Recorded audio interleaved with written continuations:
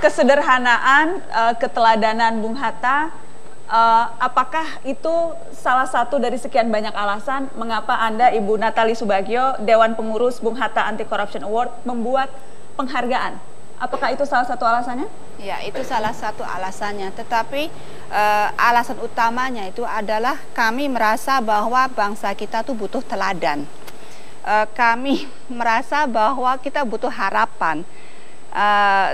Perkumpulan Bung Hatta Anti Corruption Award itu didirikan sekitar tahun 2003. Pada waktu itu kan korupsi baru diangkat. Nah, kami tidak mau terjerumus berpikir bahwa bangsa Indonesia itu hanya bangsa yang korup, semua orang korup, tidak ada orang yang bersih.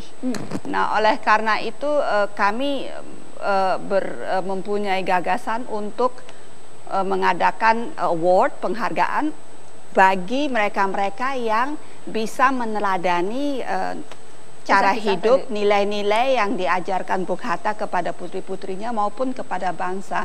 Nah, itulah motivasi terutama, karena kami ingin, kami itu percaya bahwa bangsa ini bangsa yang baik, banyak orang yang baik dan bagus dan tidak semuanya korup, supaya kita tidak sempurna. Dan salah seorang yang ketika itu mendapatkan Bung Hatta Anti Corruption Award pada tahun 2004 adalah dosen di Universitas Andalas, pengamat hukum, pakar hukum tata negara, Bung Saldi Isra. Selamat malam, Bung Saldi. Terima kasih sudah hadir. Anda memaknai apa ketika Anda mendapatkan Bung Hatta Anti Corruption Award? Itu maknanya apa untuk Anda?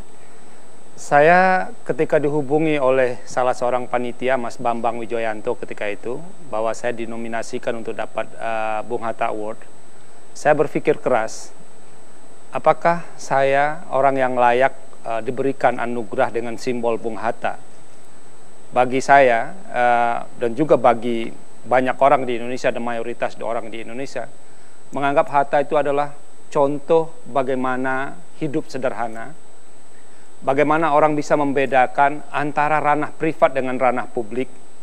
Pokoknya orang yang tidak mau mempercampurkan kekuasaan yang dimilikinya dengan keluarga yang ada di depan matanya. Tadi cerita-cerita itu kan membuktikan kepada kita, dengan kekuasaan besar, Hatta tidak pernah jadi orang kaya sebetulnya. Kaya dalam pengertian uang. Nah, kalau itu diberikan kepada saya, apakah saya cukup mampu menyandangnya dalam waktu yang sangat lama? Dan itu jadi pertimbangan. Tapi kata Mas Bambang kepada saya, ini sudah diputuskan, dan karena Anda dan teman-teman di Sumatera Barat berhasil mengangkat isu korupsi di level lokal ke level nasional. Dan itu kemudian menjadi contoh untuk banyak daerah, bagaimana civil society bergerak di daerah untuk mengungkap kasus korupsi. Dan saya tidak punya pilihan lain kecuali menerima itu dengan segala macam konsekuensi yang mungkin bisa saya terima. Itu satu hal yang begitu menginspirasi, tetapi kalau kita bicara Bung Hatta ada banyak aspek dari sosok sang proklamator. Salah satunya kita lihat cuplikan yang berikut ini.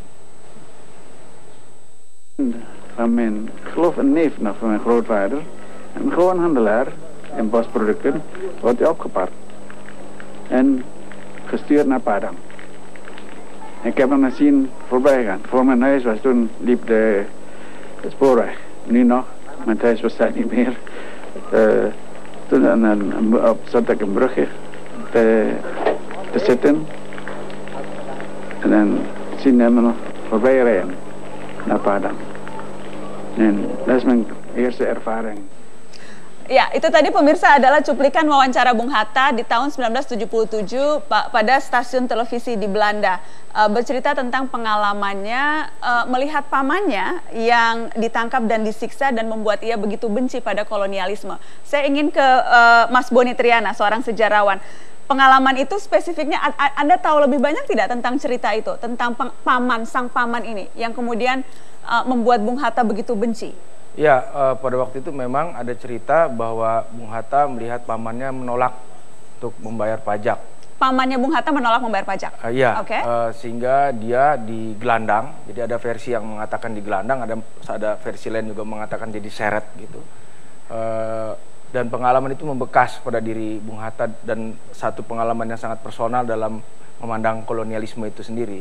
Menurut dia kolonialisme itu sebuah sebuah sistem yang harus dilawan ya. Jadi kesadaran itu muncul perlahan-lahan pada diri Bung Hatta sejak pengalaman personal dia melihat pamannya, kemudian pergaulan dia, kemudian yang lebih penting lagi adalah pembacaan dia terhadap berbagai macam literatur dan pergaulan dia tentu saja.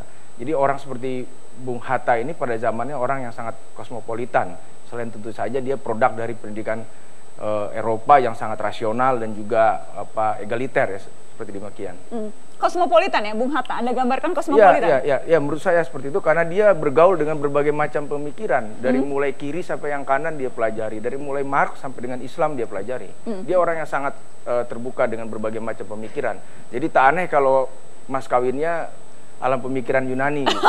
Itu menggambarkan sosok Bung Hatta sesungguhnya. Kami melihat ada suatu semangat persaudaraan atau batin mereka selalu dekat. Kalau ayah sakit itu, Bung Karno datang ke rumah sakit. Ayah pulang dari rumah sakit, Bung Karno datang ke rumah, Jalan Diponegoro 57.